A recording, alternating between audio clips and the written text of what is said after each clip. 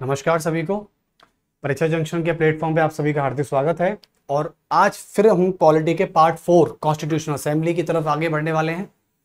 और मेरे जहाँ तक लगता है मुझे और मानना भी है मेरा कि कॉन्स्टिट्यूशनल असेंबली जहाँ तक हमने पढ़ाया है और केवल फैक्चुअल लेवल ज़्यादा है इस चैप्टर में और कॉन्सेप्चुअल लेवल बहुत चीज़ें कम रहती हैं, क्योंकि असेंबली है, बैकग्राउंड हिस्ट्री है इसमें और थोड़ा सा हिस्ट्री से भी कनेक्ट होता है और काफ़ी सारी डिबेट्स हैं इसमें, कॉन्सेप्चुअल भी है, थोड़ा बहुत है, 10 से 20% मान सकते हैं। लेकिन ये चैप्टर आपके बहुत चीज़ों को क्लियर कर देता है पहले से। हालांकि देखो ये चैप्टर जो है डिबेटेबली चैप्टर में मैं इसके ऊपर करीबन 2 से 3 घंटे डिबेट के ऊपर बोला जा सकता है। आप सोचिए ना एक बार कि जो कॉन्स्टिट्यूशन असेंबली 114 दिन चली, यानी 114 दिन से ज्यादा, जिसको बनने में, हमारे संविधान को बनने में 2 वर्ष 11 महीने और 18 दिन का समय लगा हो, उस पर 3 घंटे डिबेट करना बहुत छोटी बात होगी। तो इसलिए डिबेट करने की बारी आए तो 1 दिन, 2 दिन, 3 दिन कर सकते हैं, लेकिन हमें डिबेट से थोड़ा सा कम मतलब रखना है और कॉम्पिटिटिव जो एग्जाम है उनकी तरफ ज्यादा फोकस रखना है। यदि आगे कभी तुम्हें पीएचडी करने का मौका मिले या नेट क्वालिफाई करने का मौका मिले तो शायद आप इस असेंबली के ऊपर डिबेटेबल देख सकते हो। डिबेट बहुत अच्छी है, या कभी फ्री टाइम लगे तो कोई किसी की महात्मा गांधी की बुक है वो भी पढ़ सकते हैं। डॉक्टर भीमराव अंबेडकर की कई सारे नॉवेल्स हैं वो पढ़ सकते हैं आप। बी एन राव का एक बुक है वो पढ़ सकते हैं। बी एन राव की एक पुस्तक है the political science of power mind, कुछ ऐसा करके है, तो वो आप पढ़ सकते हैं। तो कई सारी बुक हैं बड़े बड़े नेताओं की, वो आप पढ़ सकते हैं वहाँ से, क्योंकि काफ़ी सारी डिबेट्स दी हुई हैं उसमें कि नेहरू जी को लेके और काफ़ी भीमराव अंबेडकर जी को लेके और महात्मा गांधी को लेके। लेकिन आपने एक चीज़ डिबेट के बारे में आपको बता दूं, इसमें थोड़ा सा ये इशू होता है कि महात्मा गांधी जी कॉन्स्टिट्यूशनल असेंबली में नहीं थे, आप सभी को पता है, ठीक है। इसकी 2 वजह हो सकती है। एक तो डॉक्टर भीमराव अंबेडकर जी का होना। देखो, महात्मा गांधी और डॉक्टर अंबेडकर के बीच में कोई विरासती या कोई पारिवारिक दुश्मनी नहीं थी, केवल लड़ाई थी विचारों की। और विचारों की जो लड़ाई थी ना, तो इसी वजह से दोनों एक जगह, कहते हैं ना एक म्यान में 2 तलवार नहीं रह सकती, तो वही वाली बात है, ये 2 व्यक्ति एक जगह कभी एग्जिस्ट नहीं कर सकते थे। या तो वहां अंबेडकर जी रहेंगे या वहां महात्मा गांधी रहेंगे। जैसे कि आपने भी कभी एक बार देखा होगा, सेकंड राउंड टेबल मीटिंग में जब महात्मा गांधी जी राजपूताना नामक जहाज से लंदन की तरफ गए थे सेकंड राउंड टेबल मीटिंग में, तो वहां भी अंबेडकर जी भी थे। और अंबेडकर जी और महात्मा गांधी की लड़ाई केवल इसी बात पर हो गई थी कि अनुसूचित जातियों को अलग दर्जा देना है या नहीं देना। तभी तो जाके 25 सितंबर 1931 या 32 के आसपास सांप्रदायिक यानी कम्युनल डिक्लेरेशन किया गया ब्रिटेन के पीएम मैकडोनाल्ड के द्वारा। यही चीज तो एक्चुअली में अंबेडकर और महात्मा गांधी के थॉट बहुत अलग थे, विचार बहुत अलग थे, उनके सोचने की क्षमता दोनों की अलग थी। हालांकि दोनों ही विद्वान थे, लेकिन कहते हैं कि 2 विद्वान व्यक्ति कभी एक साथ नहीं रह सकते। वही चीज हो सकती है, या तो एक बुद्धिमान के साथ एक मूर्ख होना चाहिए, दोनों बुद्धिमान व्यक्ति कभी एक साथ नहीं रह सकते। ये बात सुकरात ने कही थी, बहुत बड़े विचारक हुए यूनान से, फिलोसफर सुकरात। चलिए तो आगे चलते हैं असेंबली की तरफ। और हम शायद ड्राफ्टिंग कमेटी के बारे में बता रहे थे आपको, प्रारूप समिति। प्रारूप समिति का गठन, यानी इसका जब ये बनी थी, इसके पीछे के क्या राज हैं, क्या खुलासे हैं, वो थोड़ा सा देख लेते हैं। ड्राफ्टिंग कमेटी की मैं बात करता हूं तो ड्राफ्टिंग कमेटी का गठन 29 अगस्त 1947 को हुआ था। 29 अगस्त 1947 को इसका गठन हो चुका था। और इसका गठन क्यों हुआ था एक्चुअली मैं आपको बता दें। ड्राफ्टिंग कमेटी, ड्राफ्ट का मतलब होता है किसी भी चीज की रूपरेखा बनाना, यानी उसका ड्राफ्ट तैयार करना, ठीक है। और उस समय संविधान सभा में एक कॉन्स्टिट्यूशनल एडवाइजर थे बी एन राव।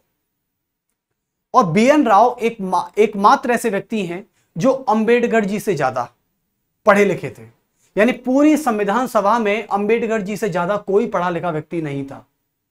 आप सोच रहे हो, हाँ हो सकता है कि लीडर हो सकते हैं अच्छे, कोई पॉलिटिकल लीडर हो सकता है, कोई राइटर हो सकता है, लेकिन सबसे ज्यादा पढ़े लिखे व्यक्ति डॉक्टर भीमराव अंबेडकर जी थे। और यदि डॉक्टर भीमराव अंबेडकर जी के बाद यदि मैं दूसरा योगदान किसी को देना चाहूंगा तो वो BN राव हैं, क्योंकि संवैधानिक सलाहकार हैं वो। अंबेडकर जी कॉन्स्टिट्यूशन को बनाने वाले हैं, ठीक है। लेकिन डॉक्टर भीमराव अंबेडकर जी ने भी एक क्रेडिट BN राव को भी दिया है कि यदि BN राव अपना गुरु मानते थे, BN राव यदि मेरे गुरु इस संविधान सभा में नहीं होते, मेरे टीचर इस संविधान सभा में नहीं होते, तो यह संविधान बनना नामुमकिन था, इम्पॉसिबल था। खैर कोई नहीं, सम्मान था। तो प्रारूप समिति का गठन सभी लिख लें 29 अगस्त 1947, ओके। और इसका गठन करने के लिए किसकी सिफारिश काम में आई थी? सर BN राव की। तो लिख देंगे आप एक बार, संवैधानिक सलाहकार, कॉन्स्टिट्यूशनल एडवाइजर, संवैधानिक सलाहकार, संवैधानिक सलाहकार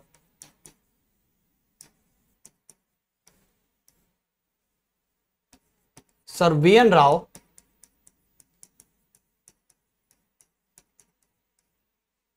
BN राव की सिफारिश के आधार पर, की सिफारिश के आधार पर डॉक्टर भीम राव अंबेडकर की अध्यक्षता में, यानी प्रेसिडेंसी में प्रारूप समिति का गठन किया गया। ड्राफ्टिंग कमेटी, प्रारूप समिति का गठन किया गया। और भीमराव अंबेडकर जो है, इनका नाम है भीमराव, डॉक्टर भीमराव रामजी अंबेडकर। अब कहोगे सर रामजी, ये जो शब्द है रामजी, ये कहां से आया? ये इनका एक्चुअली मूल नाम है, लेकिन कहते हैं कि कभी कभी पॉलिटिक्स इतनी हावी हो जाती है, चाहे वो एडमिनिस्ट्रेशन हो, चाहे वो गवर्नमेंट के कोई रूल हो या रेगुलेशंस हो, ठीक है।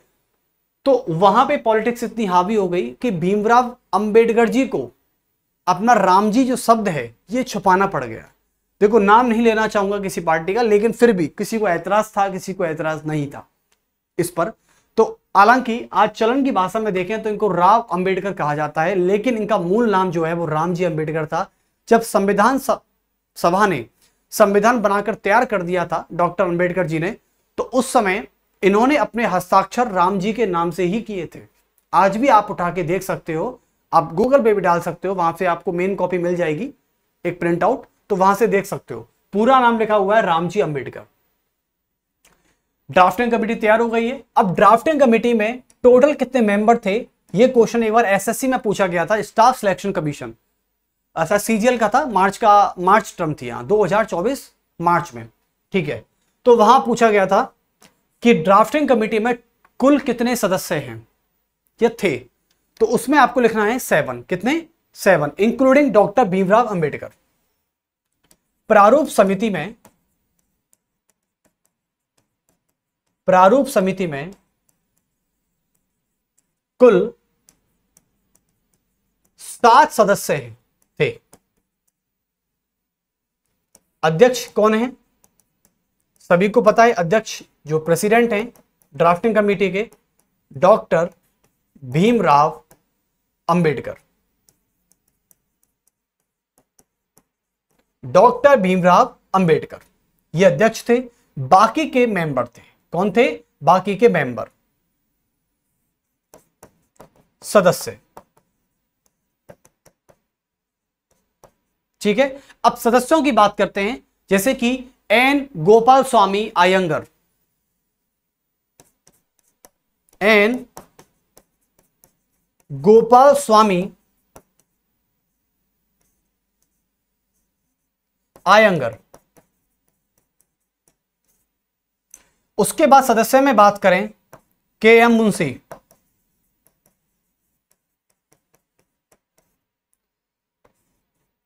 और कौन थे? N माधव राव,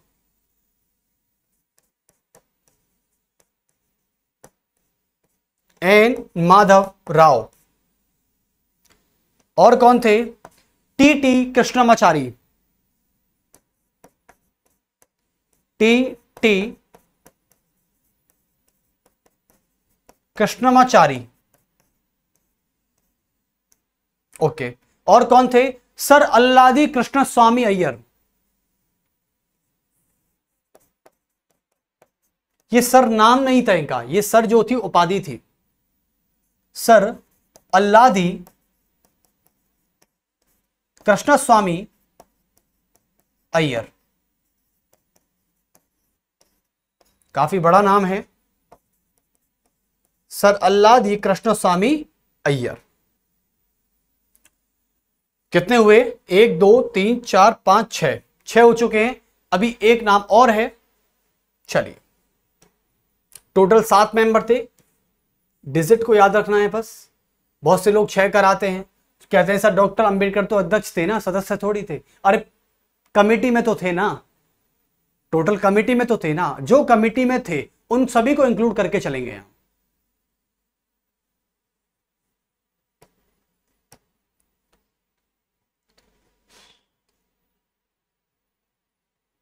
चलिए, तो आगे बढ़ते हैं। ड्राफ्टिंग कमेटी के में कुल 7 सदस्य थे। ठीक है, उसके अलावा बात करते हैं कि किस पर ज्यादा वर्डन था ड्राफ्टिंग कमेटी को लेके, क्योंकि कॉन्स्टिट्यूशन बन रहा था उस समय। और ड्राफ्टिंग कमेटी में देखें तो देखो, K M Munshi, N Madhav Rao, T T Krishnamachari, Alladi Krishnaswami Ayyar, Gopalaswami Ayyangar, ये सारे जो थे ये किसी ना किसी कारण बस प्रारूप समिति में अच्छी तरह से काम नहीं कर पाए। लेकिन ऐसा नहीं कह सकते कि विद्वान नहीं थे। किसी की बीमारी चलती थी या किसी के बाहर काम थे, कोई वकील था तो किसी को केस लड़ने जाना पड़ा, ठीक है, तो कोई लेखक था तो कोई अपनी किताबें लिख रहा था, ठीक है, इस तरह से चलते। या किसी का स्वास्थ्य खराब था तो वो अपने ट्रीटमेंट के लिए जा रहा था। कुल मिला के डॉक्टर भीमराव अंबेडकर जी पर पूरा भार आ गया। यानी ड्राफ्टिंग कमेटी में केवल एक ही व्यक्ति काम कर रहा था जो बड़े ही शानदार तरीके से काम कर रहे थे, वो थे अंबेडकर साहब। और अंबेडकर साहब ने इस काम को बाखूबी से किया भी, और इसका नतीजा आज आपको सभी को पता भी है। चलिए, तो डॉक्टर अंबेडकर जी ने पूरा काम किया। ड्राफ्टिंग कमेटी ने मिलकर, क्योंकि ये जो सारे सदस्य थे ना, ये कभी कभी आते थे, चर्चा में भाग लेते थे, बहस करते थे और कुछ छोटा मोटा ड्राफ्ट तैयार करके चले जाते थे, ठीक है। फिर गई 4-5 दिन की, 10 दिन की गए, 10 दिन बाद कोई लौट कर आ रहा है, कोई जा रहा है। मतलब कुल मिला के ड्राफ्टिंग कमेटी एक तरीके से काम नहीं कर रही थी। लेकिन कहते हैं ना कि ड्राफ्टिंग कमेटी का लीडर बहुत अच्छा था। उसने ना किसी भी तरीके का एक्सक्यूज ना लगा के अपना काम बाखूबी से किया। और बाखूबी करने का नतीजा यह हुआ कि ड्राफ्टिंग कमेटी की जो पहली रिपोर्ट थी ये तैयार हुई। और तैयार कब हुई? फरवरी 1948 में। तो लिख दीजिए कि प्रारूप समिति की पहली रिपोर्ट, ड्राफ्टिंग कमेटी की पहली रिपोर्ट, प्रारूप समिति की पहली रिपोर्ट, ये डेटा है सारे।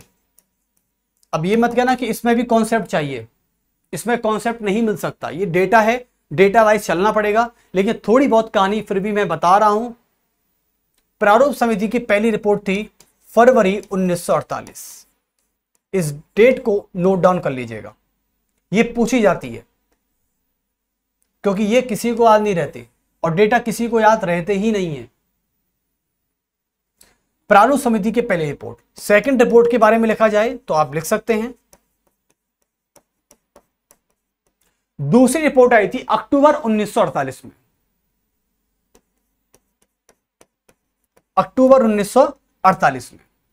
ओके, यानी करीबन से करीबन मार्च, अप्रैल, मई, जून, जुलाई, अगस्त, सितंबर, अक्टूबर, करीबन 6 से 7 महीने का समय लगा फिर दोबारा। उसके बाद और तीसरी रिपोर्ट जो थी, और ये फाइनल रिपोर्ट थी, आपको बता दूं मैं, ड्राफ्टिंग कमेटी की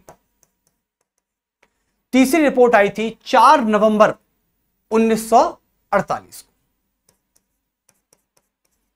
4 नवंबर 1948 को। और सबसे मजेदार बात, जिस पल का हमें इंतजार था, 150 से 200 साल की गुलामी के बाद जो दिन उस समय आया था, आज तो वो निकल चुका है, आज तो वो हमारे पास्ट का हिस्सा है। लेकिन उस दिन, जिस दिन वो आया होगा, 4 से लेकर 9 नवंबर को, वो संविधान सभा में वो जश्न मनाया गया, वो खुशी से झूम उठे हमारी जनता, उसके अलावा सारे नेता जितने भी थे। हालांकि देखो, संविधान सभा में लड़ाइयां बहुत हुई हैं, आप ये मत मानिए कि सभी ने खुशी खुशी से संविधान बनाया हो, ऐसा भी नहीं है। कोई नाराज था तो किसी को मनाना पड़ता था, कोई खुश था तो कभी नाराज भी हो जाता था।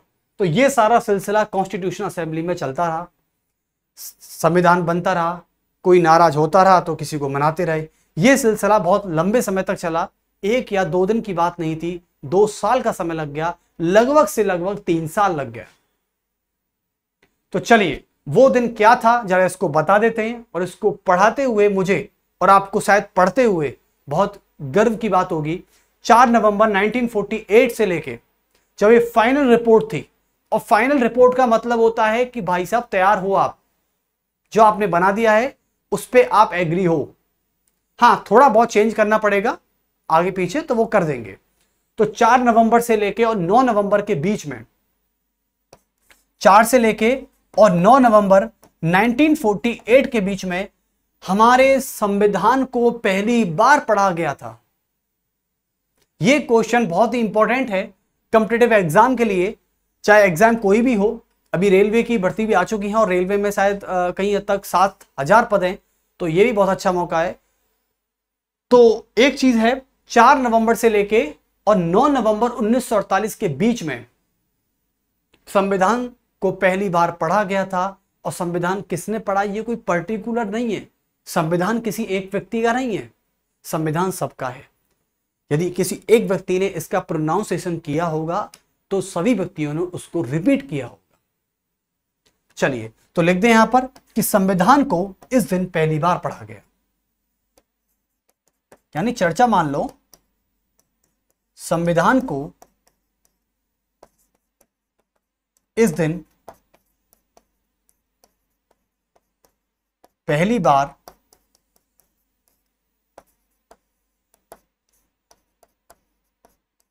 पढ़ा गया।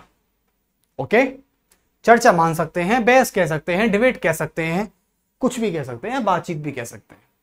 भाई जो चीज बनाई है उस पर बिना डिबेट किए कैसे पता चलता है कि वो चीज किसी हद तक सही है या किसी हद तक गलत है। जब तक आप किसी के बारे में चर्चा नहीं करोगे तब तक सच और झूठ का पता नहीं चलता। क्योंकि बहुत बड़े विचारक हुए सुकरात, जो मैंने भी नाम लिया था, सुकरात ने बहुत अच्छी बात कही है। सुकरात ने 3 सिद्धांत दिए। देखो, फिलॉसफी का आपसे कोई लेना देना नहीं है, लेकिन फिर भी जो आईएएस वाले यहाँ पर बैठे हैं और उनका बड़ा मन है, क्योंकि ऑप्शनल फिलॉसफी हो सकता है। फिलॉसफी में सुकरात ने एक बहुत अच्छी बात बोली, उन्होंने 3 सिद्धांत दिए थे। मैं एक सिद्धांत का बहुत बड़ा फैन हूं। पहला सिद्धांत दिया था उन्होंने तर्क विद्या का सिद्धांत, जिसे कहते हैं डायलेक्ट मेथड। तो पहला दिया था उन्होंने तर्क विद्या का सिद्धांत। ये शायद मुझे ऐसा लगता है, देखो डॉक्टर भीमराव अंबेडकर एक फिलोसफर भी थे, आपको बता दूं। वो आप ऐसे ही मत समझना कि वो एडवोकेट थे, ऐसा नहीं है। वो राइटर भी थे, एडवोकेट भी थे, फिलोसफर भी थे। वो एक तर्क विद्या का सिद्धांत, मुझे ऐसा लगता है शायद डॉक्टर भीमराव अंबेडकर कहीं ना कहीं किसी हद तक सुकरात से भी प्रभावित थे। तर्क विद्या का सिद्धांत, जिसे डायलेक्ट मेथड कहते हैं। दूसरा सिद्धांत आता है आकृति सिद्धांत। एक ये बहुत अच्छा सिद्धांत था, आकृति, जिसे ज्यामिति कह सकते हैं, शेप मेथड। तो आकृति सिद्धांत एंड तर्क विद्या का सिद्धांत, और एक और था शायद तीसरा सिद्धांत और है, चलो कोई थोड़ा मिस कर रहे हैं, लेकिन दोनों सिद्धांत बहुत इंपॉर्टेंट थे। पहला था तर्क विद्या का। यह सिद्धांत कहता है, जब रिपोर्ट पढ़ी गई थी पहली बार संविधान के लिए, तो तर्क विद्या का सिद्धांत यह कहता है कि सच या झूठ का पता लगाने के लिए सबसे पहले आपको पता लगाना है कि कोई चीज सच है या कोई चीज झूठ है। तो आप उसके बारे में कैसे पता लगाएंगे? इन्वेस्टिगेशन।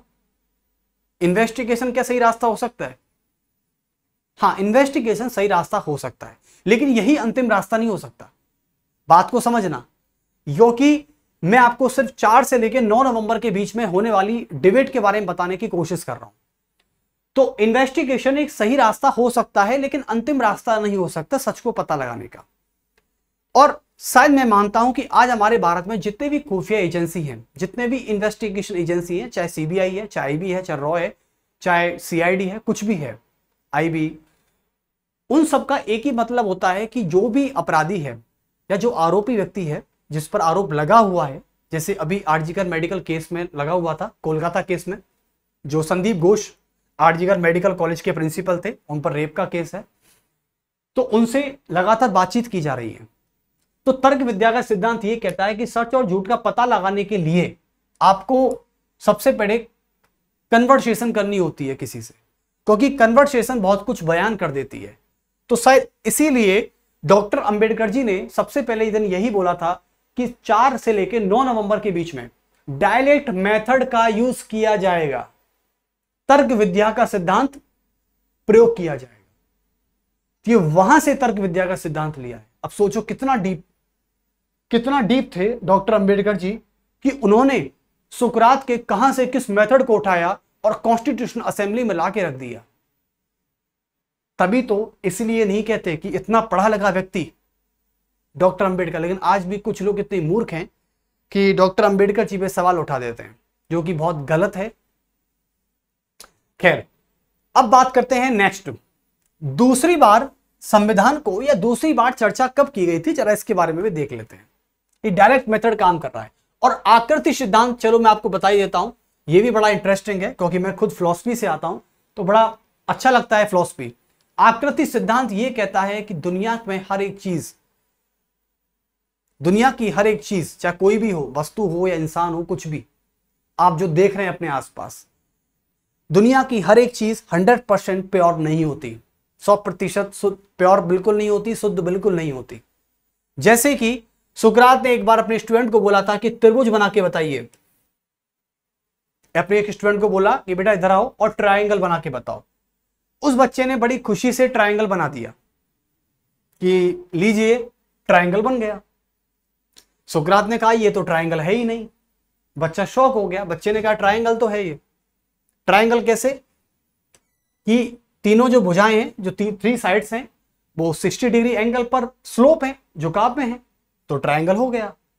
तो सुकरात ने कहा कि आकृति तो बेटा वो होती है जिसकी ना कोई ऊंचाई, ना कोई हाइट, ना कोई विड्थ और ना कोई लेंथ होती है। आकृति उसको कहते हैं। यानी इस दुनिया में जब शुद्ध आकृति बनाई नहीं जा सकती तो आप कैसे कह सकते हो कि ये त्रिभुज है? तो इसका मतलब चाहे वो इंसान हो, चाहे वो वस्तु हो, कोई भी इस दुनिया में प्योर नहीं है, 100% नहीं है। रेशो ज्यादा ऊपर नीचे हो सकता है।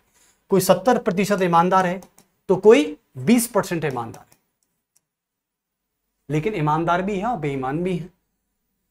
चलिए, तो अब सेकंड पार्ट पढ़ लेते हैं एक बार, असेंबली वाला। देखो इस चैप्टर में ना जब थोड़ा मजा आने लगता है वो यहीं से आता है। बाकी जो सारी चीजें हैं वो फैक्चुअल है, यहीं से थोड़ा मुझे अच्छा लगता है इस चैप्टर में। अब खैर पढ़ाना तो पूरा ही है, आगे चलते हैं। 9 नवंबर हो चुका है, 9 नवंबर से आगे चलते हैं। 6 दिन बाद 15 नवंबर 1948 से लेके सोचो 17 अक्टूबर, अरे बाप रे, 17 अक्टूबर 1948, सॉरी नवंबर, हाँ नवंबर कर लीजिए इसे एक बार। चलिए आप ये रहने दीजिए, 17 अक्टूबर 1948। आप सोचोगे सर ये 2 दिन की बात नहीं है, ये तो पूरा 1 साल हो गया सर इसको। तो 1 साल इतना लंबा? बिल्कुल, 1949, यानी 1949 तक चला है, 1948 से लेकर 1949, 1 साल से भी ज्यादा, मतलब 1 साल से 1 महीना कम है। तो लिख देंगे संविधान को दूसरी बार पढ़ा गया, संविधान को दूसरी बार पढ़ा गया।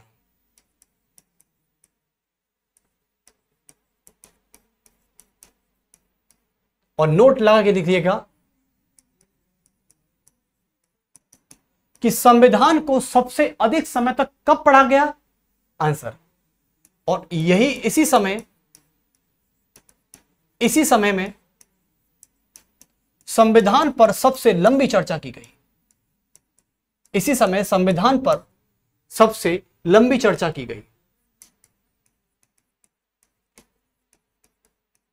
सबसे लंबी चर्चा की गई। That's it. यहां से आपका क्वेश्चन बन सकता है, याद रखना।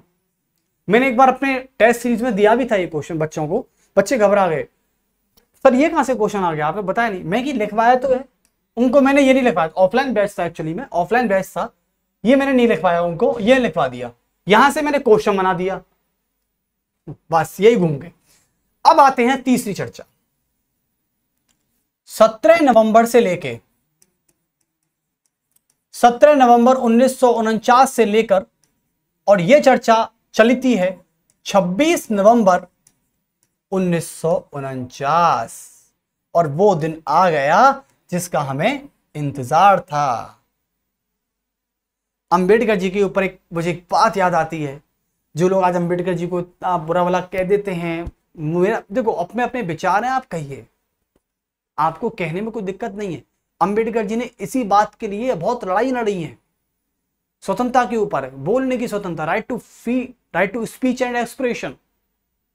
ओके, बहुत दिन लड़ी हैं। आप बोल सकते हो किसी के बारे में, लेकिन कहीं किसी ना किसी हद तक थोड़ी इंसानियत जरूर बाकी होनी चाहिए कि जिस व्यक्ति ने हमारे लिए इतना कुछ दिया, लोग उनके रिजर्वेशन को लेके बड़े नफरत की नजरों से देखते हैं।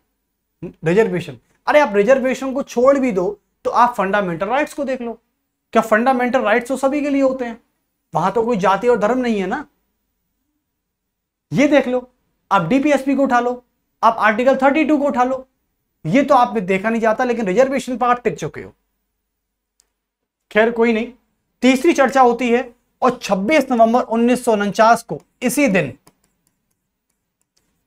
इसी दिन संविधान सभा, इसी दिन संविधान सभा ने संविधान बनाकर तैयार किया। संविधान बनाकर तैयार किया, एवं संविधान सभा ने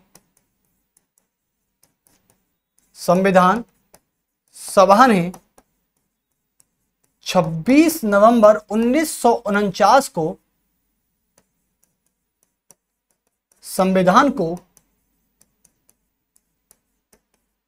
संविधान को क्या किया? एडॉप्ट, यानी अंगीकृत।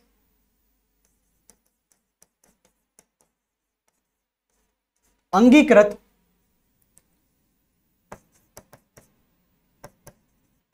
अधिनियमित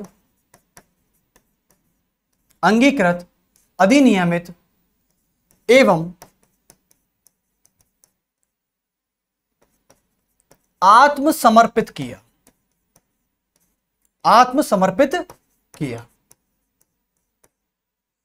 अंगीकृत को कहते हैं एडॉप्ट करना। क्या करना? एडॉप्ट करना। इंग्लिश में आप लिख लीजिए, क्योंकि इंग्लिश में बड़ा दिक्कत देता है। एडॉप्ट।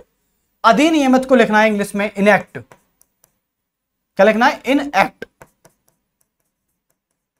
इनएक्ट। और आत्मसमर्पित को लिखना है आर्म्स टू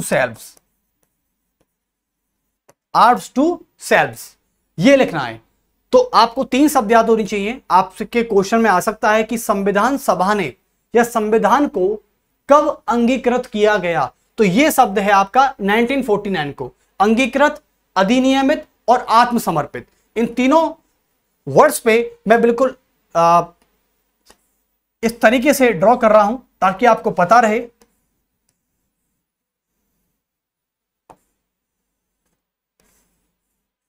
ओके, समझ गए ना आप सभी? यहां तक ये 3 शब्द बहुत इंपॉर्टेंट है, क्योंकि बार बार ये पूछा जाता है। मेरा टर्म सा एक बार मैं अपनी ही बता दूं आपको, मुझे तो नहीं पता दूसरों की। हाँ, कुछ स्टूडेंट्स मेरे पास आते हैं तो शायद मुझे बताते हैं, तो मुझे तब पता चलता है। एक मेरे साथ ऐसा फेस हुआ है, एक बार एक क्वेश्चन था और शायद मैं एफकेट के एग्जाम में बैठा था, काफी समय की पहली बात है, 2017-18 की बात है। एफकेट के एग्जाम में बैठा हुआ था मैं। एफकेट जो मतलब एयरफोर्स से संबंधित होता है, तो एफ कैट के एग्जाम में बैठा हुआ हूं, ऑनलाइन पेपर होता है, उसमें यही चीज मुझे हमेशा दिक्कत दी, और एक बार दिया था, केवल एक बार, नहीं हुआ मेरा।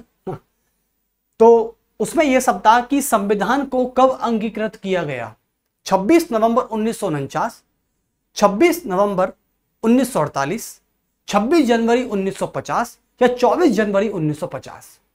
अब चारों ही डेट एकदम बिल्कुल कंफ्यूजन वाली, लेकिन दो सबसे ज्यादा कंफ्यूजन करता है, 26 नवंबर 1949 को या 26 जनवरी 1950 को। लोग ये मानते हैं कि 26 जनवरी 1950, जी नहीं, हमारे संविधान को अंगीकृत किया गया था संविधान सभा के द्वारा 26 डे ऑफ नवंबर 1949। अधिनियमित करना और आत्मसमर्पित करना खुद को, जनता को। चलिए, और आपको याद है कि 26 नवंबर 1949 को इसी दिन हम संविधान दिवस के रूप में ही मनाया जाता है। तो लिख देंगे कि इसी दिन को संविधान दिवस के रूप में ही मनाया जाता है। संविधान दिवस के रूप में बनाया जाता है। ओके, ये कॉन्स्टिट्यूशनल डे के रूप में। पहले इसको विधि दिवस कहते थे। क्या कहते थे? इसको पहले विधि दिवस के नाम से भी जाना जाता था। तो सभी एक बार लिख लें यहां पर, इसको पहले हम विधि दिवस भी कहते थे, और यही विधि दिवस आगे जाके क्या बन गया? संवैधानिक दिवस बन गया, कॉन्स्टिट्यूशनल डे।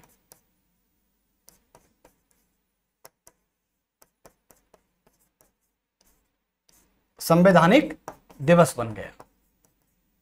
बहुत अच्छे, तो यहां से आप क्लियर हैं सभी? चलिए, तो अब कुछ फैक्ट हैं, मैं डायरेक्ट आपको केवल पॉइंट लिखा रहा हूं, कुछ नहीं समझाऊंगा सीधी, क्योंकि उसमें समझाने को कुछ बचा ही नहीं है। अब जितना होना था सब कुछ हो गया है, अब केवल फैक्ट आएगा, उस फैक्ट को आप लिख लें, क्योंकि आपको लिखने में साथ आसानी हो जाएगी। वो आपको मिले या ना मिले मुझे नहीं पता, कहीं मैं आपको चीजें आसान कर देता हूं, सारे पॉइंट यहां लिख देता हूं, एक बार आप लिख लीजिए, क्योंकि चैप्टर जो होना था वो खत्म हो चुका है।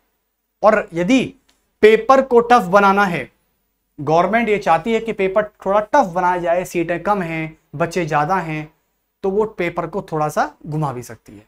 वो ये पूछेगी, अब वो ये लोग ये नहीं पूछेंगे कि 26 नवंबर 1949 को हमारा जो संविधान था ये अंगीकृत किया गया, ये नहीं पूछेंगे। ये तो इजी हो गया कंपैरेटिवली उस क्वेश्चन के जो मैं पूछने वाला हूं। वो ये पूछेंगे कि 25 नवंबर 1949 को हमारी संविधान सभा ने संविधान को किस बिल के माध्यम से पास किया था। बस अब तुम फंस गए यहां पर, क्योंकि फंसना तो था ही, क्योंकि ये जो चीज है ना ये थोड़ा सा डीप है, लेकिन फिर भी बता देते हैं ताकि आपको कहीं भी ये चैलेंज फेस ना करना पड़े। तो उस बिल का नाम लिख लेना, constitution is settled by the assembly be pass. एक बिल था, इसका पूरा नाम है, इंग्लिश में ही लिखा जाएगा, याद रखना इस बात को। इस बिल को लिख लें 25 नवंबर 1949, और ये रात के 1 बजे, कितना? रात के 1 बजे। सोच रहे हो संविधान सभा सो नहीं रही थी जिस दिन, उस दिन की बात है जब पूरा भारत सो रहा था, उस दिन संविधान सभा रात में 1 बजे बिल को पास कर रही थी, ताकि सुबह का सूरज हमारे लिए 26 नवंबर हो, और उसी 26 नवंबर को हम संविधान को एडॉप्ट करें, इनेक्ट करें और आर्ट्स टू सेल्स करें, यानी आत्मसमर्पित करें। चलिए, तो 25 नवंबर 1949 को constitution is settled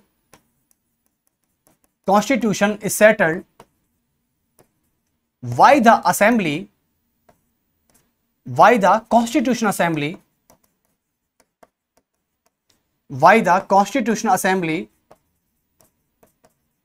we passed of 1949।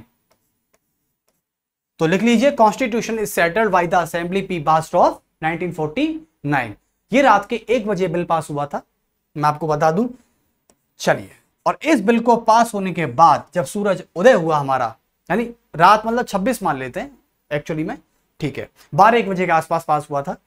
सुबह ही जब सूरज उदय हुआ तो डॉक्टर भीमराव अंबेडकर अपनी संविधान सभा को छोड़कर, ड्राफ्टिंग कमेटी को छोड़कर, सिग्नेचर करके सीधे जनता के सामने आए और जनता के सामने आकर 2.5 घंटे का स्पीच दिया और जनता खुश, जनता पागल एकदम, और संविधान लागू किया गया।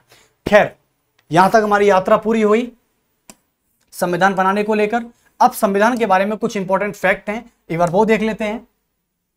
पहला फैक्ट यह आएगा कि संविधान को बनने में कितना समय लगा, सीधा डायरेक्ट पॉइंट है, तो लिखेंगे बनने में लगा समय। कैसे भी लिख लीजिए, केवल आपको याद होना चाहिए। बनने में लगा समय 2 वर्ष 11 महीने 18 दिन, 18 दिन का समय लगा है, ठीक है। संविधान को बनने में खर्चा कितना आया था, एक्सपेंस कितना लगा है इसमें, 64 लाख का, 64 लाख। मैं आपको बता दूं, ब्रिटेन से 65 लाख रुपए आए थे इंडिया में कॉन्स्टिट्यूशन बनाने के लिए, 64 लाख का खर्चा आया था, बचे कितने, 1 लाख रुपए। 1 लाख रुपए तुरंत हमने ब्रिटेन को भिजवा दिए थे 1949 में कॉमनवेल्थ की मेंबरशिप लेते वक्त, यानी हमने 1 लाख रुपए की जरूरत भी नहीं समझी, हमने वो नहीं रखे, चाहते तो रख सकते थे लेकिन नहीं, तो 1 लाख रुपए भिजवा दिए गए और 64 लाख का खर्चा आया था, तो 64 लाख का खर्चा आया था। आप मुझे बताएंगे संविधान को सबसे पहली बार कहां से प्रकाशित किया गया था, देहरादून सबसे पहली बार प्रकाशित किया गया, सबसे पहली बार प्रकाशित किया गया। और आपको बता दूं सबसे पहली बार इंग्लिश में आया था ये, इसका इंग्लिश ट्रांसलेशन था, हिंदी नहीं था। प्रकाशित किया गया देहरादून, जो आज उत्तराखंड की राजधानी है, लेकिन पहले ये यूपी का हिस्सा था। उसके बाद जिस समय संविधान बना था उस समय कितने अनुच्छेद थे, 395 आर्टिकल थे, और आर्टिकल की यात्रा हम जल्दी करने वाले हैं कल से। अनुच्छेद थे, उसके अलावा 22 भाग एवं 8 अनुसूचियां, आज कितनी हैं, 12 अनुसूचियां, schedules of the Indian constitution, यानी 12th schedule of the Indian constitution, और पहले थी 8। 22 भाग, आज कितने हैं, 25 भाग, और आर्टिकल 395 में ही है, लेकिन इनके सब क्लॉज बढ़ चुके हैं, और सब क्लॉज बढ़ के ये 495 और 497 प्लस हो चुके हैं, ठीक है, ओके। तो 22 भाग 8 अनुसूचियां। आप मुझे बताइए विश्व का सबसे प्राचीनतम संविधान, oldest constitution of the world, American constitution, कौन सा, अमेरिकन कॉन्स्टिट्यूशन। और आपसे पूछे कि वर्ल्ड का स्मॉलेस्ट कॉन्स्टिट्यूशन कौन सा है, तो आपको अमेरिका का नाम याद होना चाहिए, तो लिख दीजिए विश्व का सबसे प्राचीनतम, विश्व का सबसे प्राचीनतम एवं लघु संविधान, एवं लघु संविधान, ओके, यानी shortest and oldest constitution of the world, American constitution, American संविधान। आपको पता है अमेरिका की लोकतंत्र, अमेरिका का लोकतांत्रिक यानी डेमोक्रेटिक सिस्टम सबसे ओल्डेस्ट डेमोक्रेसी सिस्टम है वहां का, यानी सबसे पहले लोकतंत्र अमेरिका में आया था, लेकिन बड़ा लोकतंत्र नहीं है। भारत की खास बात यह है कि विश्व का सबसे प्राचीनतम तो नहीं कह सकते, लेकिन यह कह सकते हैं कि विश्व का सबसे बड़ा लोकतंत्र देश कौन सा है, भारत है। अमेरिकन संविधान, ओके, तो आप लिख दें यहां पर नीचे, जब संविधान बना ही है हमारा, विश्व का सबसे बड़ा संविधान, विश्व का सबसे बड़ा संविधान भारतीय संविधान, इंडियन कॉन्स्टिट्यूशन।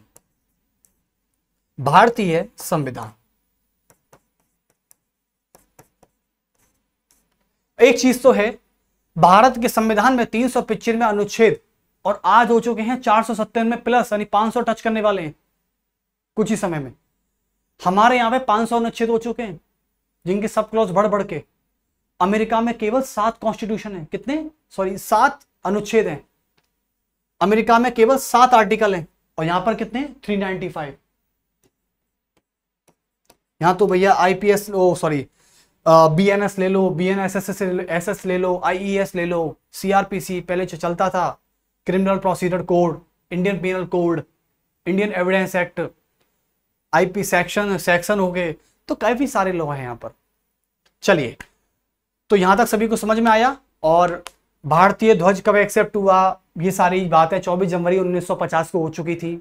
राष्ट्रगीत का आना, राष्ट्रगान का आना, राष्ट्रगान किसने लिखा था, रविन्द्रनाथ टैगोर ने लिखा था। किस भाषा में लिखा था, बांग्ला में लिखा था, समझे ना। चलिए, तो ऐसी कुछ बातें हैं, ये तो आपको कहीं भी मिल सकती हैं। लूसेंट से देख सकते हो, लूसेंट की बुक आती है, वहां से देख लो। लेकिन कॉन्सेप्ट के लिए हम बैठे हैं। चलिए, तो ये चैप्टर आपका होता है फिनिश, और कल से हम पॉलिटी में आर्टिकल्स की तरफ चलेंगे, आर्टिकल 1। तो सभी कल का लेक्चर बहुत ही इंपॉर्टेंट होगा। जिस चीज के लिए आप हमेशा से लड़ते हो कि सर आर्टिकल कैसे याद करने हैं, वो हम कल बताएंगे, आज नहीं। तो थोड़ा सा इंतजार कीजिए और अच्छे से तैयार कीजिए। जो हमने पढ़ाया है पॉलिटी, सारी पीडीएफ्स आपको जल्द ही शेयर कर दी जाएंगी। और फिर मिलते हैं आपसे। आज हिस्ट्री का लेक्चर नहीं हो पाएगा, मैं एक इंफॉर्मेशन के तौर पे बता दूं, आज हमने हिस्ट्री का लेक्चर नहीं लिया है और आज नहीं हो पाएगा। कल से हिस्ट्री एंड पॉलिटी, जो हमारा अल्टरनेट सिस्टम था, वही चलेगा दोबारा। एक दिन उसी दिन पॉलिटी, उसी दिन हिस्ट्री। ओके, चलिए, तो हिस्ट्री में हम क्या जहां करा रहे थे वहीं से कंटिन्यू करेंगे, इसमें छोड़ेंगे कुछ नहीं। चलिए, तो मिलते हैं फिर आपसे नेक्स्ट लेक्चर में। सभी को have a good day, bye.